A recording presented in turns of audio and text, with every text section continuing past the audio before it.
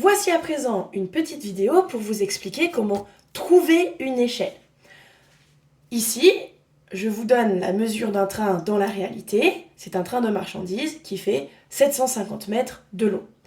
Une maquette de ce train mesure 60 cm de long. Quelle échelle a été utilisée pour réaliser cette maquette? Réflexe, mot échelle. Je mets la carte d'un côté, la réalité de l'autre. La maquette est en centimètres. Alors, j'ai mis carte par réflexe. Ça peut être maquette, plan. Vous avez compris. Et la réalité, attention, doit être en centimètres, tout comme la maquette. Vous allez placer les bons nombres aux bons endroits. 60 cm pour la maquette. Dans la réalité, je dois convertir 750 mètres en centimètres. Je dois rajouter 2 zéros. 75 000. Une nouvelle fois, cette conversion est obligatoire. Il ne faut surtout pas l'oublier. À présent, autre chose que vous allez devoir vous rappeler de la vidéo précédente. Une échelle s'écrit toujours 1 sur quelque chose. Ce 1 du numérateur correspond à la carte. C'est à vous de penser à placer ce 1 dans le tableau. Si vous ne le placez pas au bon endroit, vous n'obtiendrez pas le bon résultat. Et surtout, si vous ne le placez pas tout court, vous ne pouvez pas réaliser de produit en croix puisque vous avez besoin de 3 nombres pour faire un produit en croix. Une échelle, c'est 1 sur quelque chose.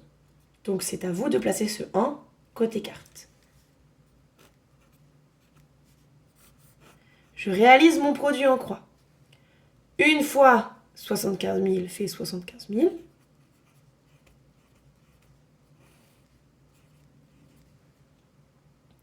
Je vais donc commencer à simplifier. Je peux simplifier par 10 ici.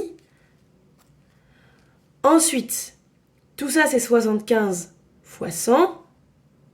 Donc, moi ce que je vais faire, c'est que je vais repérer, pour commencer, le 3 qui est caché dans mon 75 là. Donc, puisqu'il y a 2 zéros, hop, je vais les laisser. Et maintenant, je dois faire la moitié de 2500. Donc ça fait moitié de 2000, 1000, moitié de 500, 250. J'écris donc 1250 ici. Mon échelle